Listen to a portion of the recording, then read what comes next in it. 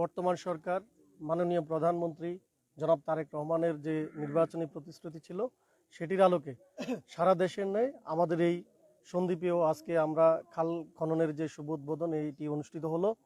এখানে আমাদের উপস্থিত আছেন আমাদের উপজেলা পর্যায়ের সম্মানিত অফিসারবৃন্দ, উপস্থিত আছেন আমাদের উপজেলা বিএনপির সম্মানিত সদস্যবৃন্দ।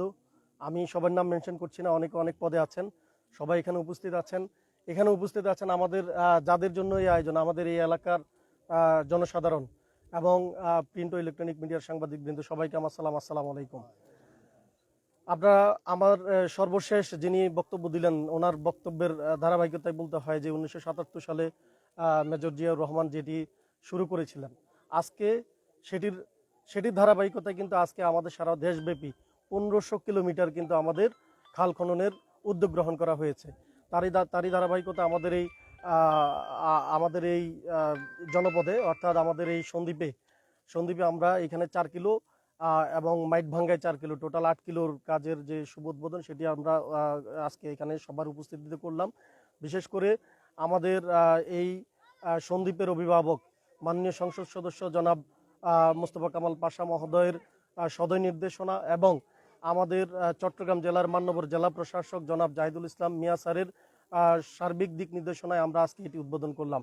তো আমরা আশা করব আপনারা যারা এখানে আছেন, আপনারা জানেন যে প্রকল্পের আওতায় অর্থাৎ এখানে মানুষের কর্মসংস্থানও হবে, একই সাথে আমার যে খালটি সেটিও খনন হবে। এখানকার যে কৃষি নির্ভরতা সেটি যাতে আমাদের যে খাদ্যের যে ঘাটতি সেটি যাতে কোনোভাবেই না হয়, এখানকার উৎপাদন দিয়ে যাতে এখানকার মানুষের যে চাহিদা সেটি মিটিয়ে যাতে বাহিরেও রপ্তানি করা যায়, সেটির উদ্দেশ্যেই কিন্তু এই খাল খনন করা। আপনারা জানেন খাল খনন না থাকলে যেটা হয় যে জলাবদ্ধতা কিংবা আমরা অনেক সময় পানি সেচ দিতে পারি না, অথবা আমাদের যে ওই বিভিন্ন প্রকারের আমাদের নিজেদের কারণেও কিন্তু অনেক ধরনের জলাবদ্ধতা তৈরি হয়। খাল খনন থাকলে অর্থাৎ খালের যদি নদী প্রবাহটা যদি ঠিক থাকে তাহলে আমাদের এই সমস্যাগুলোর ফেস করতে হয় না। তো আমরা আশা করব যে আপনারা এটার সাথে সম্পৃক্ত থেকে আমাদের এই কাজগুলো বাস্তবায়নে আপনারা সার্বিক সহযোগিতা করবেন। উপজেলা প্রশাসনের থেকে আপনাদের কাছে আমাদের চাওয়া, সরকার যেভাবে আমাদেরকে নির্দেশনা দিয়েছেন সেই নির্দেশনার আলোকে, সেই নীতিমালার আলোকে যাতে এই কাজটি সম্পন্ন হয়, সেই জন্য আপনাদের সকলের এখানে সর্বোপরি যে জনসাধারণ থেকে শুরু করে প্রিন্ট ও ইলেকট্রনিক মিডিয়ার সাংবাদিক বৃন্দ থেকে শুরু করে আমাদের যারা নেতাকর্মীরা আছেন, আপনারা প্রত্যেকেই সহযোগিতা করবেন প্লিজ। এটি আমাদের মাননীয় প্রধানমন্ত্রীর কাজ, মানে এটি আমাদের কাজ।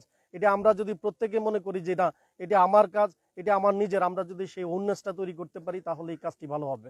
তো ধন্যবাদ সবাইকে এখানে এসে আমাদের এই অনুষ্ঠানটিকে প্রাণবন্ত করার জন্য এবং এই খাল খননের কাজটিকে সহজ করার জন্য আপনাদের সবাইকে ধন্যবাদ ও কৃতজ্ঞতা জানিয়ে আমি আমার বক্তব্য এখানে শেষ করছি। আসসালামু আলাইকুম। খাল যেন দখল না হয়, এটা একটা খেয়াল রাখেন। সন্তোষপুরের মানুষের খেয়াল রাখতে হবে খাল যেন দখল না হয়, খালের মাটি যাতে আবার অন্যদিকে না যায়। এই আমাদের তো সুইং আকারে হবে, তাই তো? এটা যাতে খালের মাটি যাতে আবার অন্য কোথাও না যায়, খালের মাটি দুই পাশে সুন্দর করে এইভাবে থাকবে যাতে করে এইটা না ভাঙে, খালের পানি প্রবাহ ঠিক থাকবে, একই সাথে আমার ওই পাড়টাও ভালো থাকবে, যেন কোনো খুঁটি না থাকে। হ্যাঁ না কোনো যেন বাদ না দেয় সেটাও খেয়াল রাখতে হবে। খালে বাদ দেয় আমরা তো আছি, সমস্যা। আমার কাজ কিন্তু এইগুলোই। আমার এই সাংবাদিক ভাইরা যদি আমাকে আমার বিষয়ে লেখালেখি নাও করে, আমার কাজ কিন্তু এটা। আমি চাই না যে ভাই আমাকে দুদিন আপনারা 3 দিন পর আমার দুম করে ফেলে দেন, এটা আমি চাই না। এলাকাবাসী বললো যে এখানে 4 এলাকার পানি এখানে নামে। আমরা দেখছি বিভিন্ন জায়গায় স্থাপনা আছে খালের মাঝখানে। এটা তো কাজ করে বাইরে এদিকে তা বেরিবাদের বাইরে, বেরিবাদের ভিতরে বিভিন্ন জায়গায় আপনার খালের উপরে কিন্তু স্থাপনা আছে। আচ্ছা আমি একটু এগুলো যদি না সরানো হয় তাহলে তো পানি আসবে না। যদি কোনো স্থাপনা থাকে আমাদের খালের উপরে আছে আমার